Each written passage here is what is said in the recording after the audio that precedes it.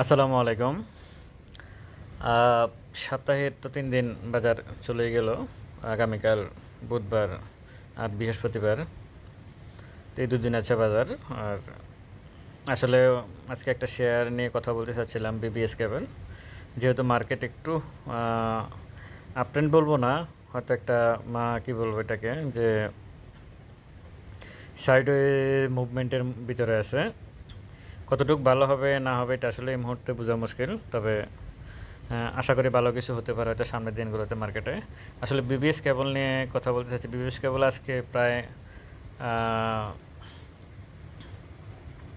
হল্টেডই ছিল। কিন্তু এখন লাস্টে ক্লোজিং হলো আ আ ৮%, ৮.১১% এ ক্লোজ হলো। তো এখানে আসলে যে জিনিসটা একটু বলা দরকার সেটা হচ্ছে বিবিএস কেবলটা আসলে লাস্ট যাদের যে কোয়ার্টার 3 তে -২৭ পয়সা। মানে এটা আ মাইনাস দেখাচ্ছে এটা ইপিএসটা। আর সর্বশেষে 2% ক্যাশ ডিভিডেন্ড দিছে। নেট অপারেটিং ক্যাশ ফ্লো সেটা প্লাস আছে গতবারের থেকে, তারপরেও গতবারের থেকে ২ পয়সা মাইনাস আছে, কিন্তু এমনিতে প্লাস আছে। আর ইনস্টিটিউটগুলোতে আছে ২৬, এভারেজে ২৬% কম আছে। পাবলিকের কাছে যে শেয়ার আছে, পাবলিকের কাছে বেশি শেয়ার, অনেক বেশি শেয়ারই আছে। সেই তুলনায় ইনস্টিটিউটগুলোর কাছে কম আছে। তার মানে পাবলিক শেয়ারগুলা এই কোম্পানির বিবিএস কেবলের যে শেয়ারগুলো, এই শেয়ারগুলো আসলে খুব বেশি সেল করে নাই। এটা বোঝা যাচ্ছে। মানে পাবলিকের কাছ থেকে আপনি অন্যান্য শেয়ারগুলো দেখবেন, বেশিরভাগ শেয়ার এই যে ৫-১৪০০ পয়েন্টের মতো মাইনাস হলো। বেশিরভাগ শেয়ারই আসলে কি বলে পাবলিক ইনস্টিটিউটগুলোর কাছে বেশি। আপনি ইনস্টিটিউটগুলোর কাছে পার্সেন্টেজের হিসাবটা দেখবেন বেশি আছে, কিন্তু এই শেয়ারটাতে পাবলিকের কাছে বেশি শেয়ার আছে, তার মানে সেল করে না, সেল করার স্কোপ খুব কম ছিল। এই শেয়ারটা যদি আমরা একটু গ্রাফসটা দেখি, যদি একটু দেখি, আসলে গ্রাফসটা দেখেন, এখানে কিন্তু খুব বেশি বিজনেস করার কিছুই ছিল না মার্কেটে। এই শেয়ারটাতে উপর থেকে যেভাবে পড়ছে, এখানে আসলে বিজনেস করার কোনো সুযোগই ছিল না। তো আজকে যেটা হলো, আমি এই শেয়ারটা নিয়ে একটু কথা বলতে চাই। আজকে যে ঘটনা ঘটলো সেটা হচ্ছে আজকে হিউজ পরিমাণ ভলিউম হয়েছে। হ্যাঁ, প্রায় ৮৫০ কে, হ্যাঁ, ভলিউম অনেক, ভলিউম হিউজ পরিমাণ হয়েছে।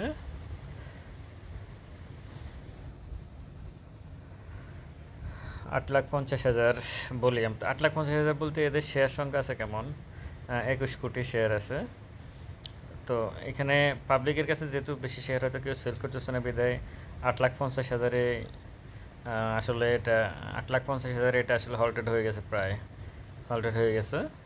তো এটার কারণ হচ্ছে যে পাবলিক এখানেও শেয়ার সেল করতে রাজি নেই। ১০% বেশিরভাগ লোক দেখেন, আজ থেকে ১৫ দিন আগে যারা আছে তারা 30% এখনও লসে আছে। ১৫ দিন আগে, ১ মাস আগে যারা তারা 10% লসে আছে, ৩ মাস আগে যারা তারা 33%, ৬ মাস আগে যারা তো ৪৬%, 1 ইয়ার্সে যারা আছে তারা ৪৬% আছে।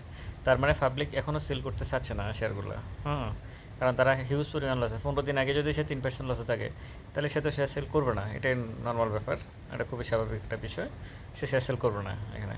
তবে আগামীকালকে শেয়ারটা আসলে কী হতে পারে এটা যদি একটু বলতে চাই, হুট করে আসলে যেটা আসলে আমাদের সবারই জানা দরকার, যে হুট করে যখন ভলিউম অনেক বেশি বেড়ে যায়, হ্যাঁ, ভলিউম অনেক বেশি বেড়ে যায়, তখন একটা কারেকশান হয়। এটা যদি আপনারা এই শেয়ারেই দেখেন, এই যে এখানে দেখেন, এখানে দেখেন, দেখেন অনেক বড় ভলিউম ছিল এটা, কিন্তু পরের দিন কিন্তু ভলিউম কিন্তু ছোট হয়ে গেছে। শেয়ারও কিন্তু এটার কি বলে খুব বেশি বাড়ে নাই। এখানেও দেখেন সেম, এখানেও দেখেন সেম, অনেক বড় ভলিউম। এই আজকের যে ক্যান্ডেলটা হলো, আজকের যে ক্যান্ডেল প্লাস ভলিউমটা, এটার সাথে আসলে এটার একটু মিল আছে। এই ক্যান্ডেলটার মিল আছে, ভলিউম এই ইয়েটার মিল আছে, ভলিউমেরও মিল আছে। হ্যাঁ, তো আসলে এগুলো দেখে আসলে একটু ট্রেড প্ল্যান করা উচিত। এগুলো আসলে ট্রেডিং শেয়ার, এগুলো ইনভেস্টমেন্টের শেয়ার না, এগুলো ট্রেড করারই শেয়ার। তবে কালকে এরা আমি মনে করি কালকে যারা আজকে যারা এন্ট্রি নিয়েছেন তারা হয়তো বের হয়ে যেতে পারবেন প্রফিট করে। আগামীকাল যারা এন্ট্রি নেবেন শেয়ারটাতে, যদি কেউ নেন, খুব বেশি প্রফিট করতে পারবেন কিনা জানি না। খুব বেশি মনে হয় না মানে প্রফিট করতে পারবেন, কারণ আপনি যদি কালকে শেয়ার কিনেন, আপনি কিন্তু আগামী রবিবারে বিক্রি করতে হবে, কালকে বুধবার, বৃহস্পতিবার, রবিবারে বিক্রি করতে হবে। ততক্ষণ পর্যন্ত শেয়ারটা আসলে কোন জায়গায় গিয়ে পৌঁছবে এটা বলা মুশকিল। হ্যাঁ, এটা খুবই বলা মুশকিল। তো এটাতে এই মুহূর্তে আমি মনে করি একদিন, কালকের দিন অন্তত দেখা উচিত যে আসলে কোথায় যায়। হ্যাঁ, এখানেও এন্ট্রি নেওয়া যায়। এখানে কীভাবে এন্ট্রি নেওয়া যায় সেটা হচ্ছে, দেখুন যেমন ধরেন আপনার 1 লাখ টাকা আছে আপনার কাছে, আপনি এখান থেকে হয়তো 30,000 টাকা এন্ট্রি নিতে পারেন এখন, আগামীকালকে।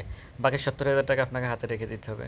যদি আরও 10% ডাউন ট্রেন্ডে চলে আসে বা 7-8% নিচে চলে আসেন, যেটুকু বাড়ছে ওটুকু যদি নিচে চলে আসে, তখন আপনি আবার অ্যাভারেজ করতে পারবেন। এই ক্ষেত্রে হয়তো এইভাবে হয়তো এন্ট্রি নেওয়া যেতে পারে। ফান্ডামেন্টালি যদি শেয়ারটা দেখি, এদের এত নাই, স্ট্রং শেয়ার বলবো না আমি। মার্কেট ক্যাপিটাল আছে 592 কোটি আর ফেড অফ ক্যাপিটাল আছে 212 কোটি টাকা। এটা আসলে এদের ফিউজ পরিমাণ লোন আছে যা দেখতেছে।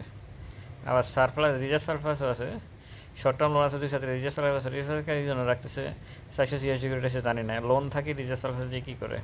যাই হোক, এটা আসলে এই শেয়ারটা আজকে আপট্রেন্ডে ছিল বিধায় শেয়ারটা নিয়ে একটু কথা বললাম।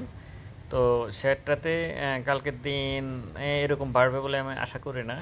একটু কারেকশান হয়ে তারপর বাড়তে পারে, একটু কারেকশান হবে হয়তো, কারেকশান নিয়ে বাড়তে পারে।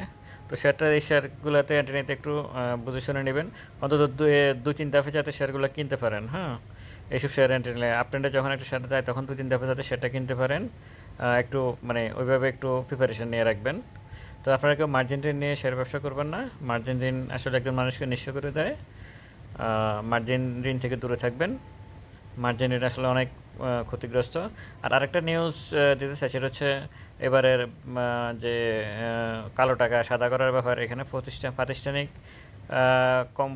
প্রাতিষ্ঠানিক বিনিয়োগকারী এবং কোম্পানিদেরকে, এটা শেয়ারবাজার সংশ্লিষ্ট না, যে কোনো কোম্পানি এবং প্রাতিষ্ঠানিক প্রতিষ্ঠানগুলোকে এবার এটার কি বলে, তারাও কালো টাকা সাদা করে। এটা বাংলাদেশের ইতিহাসে প্রথম।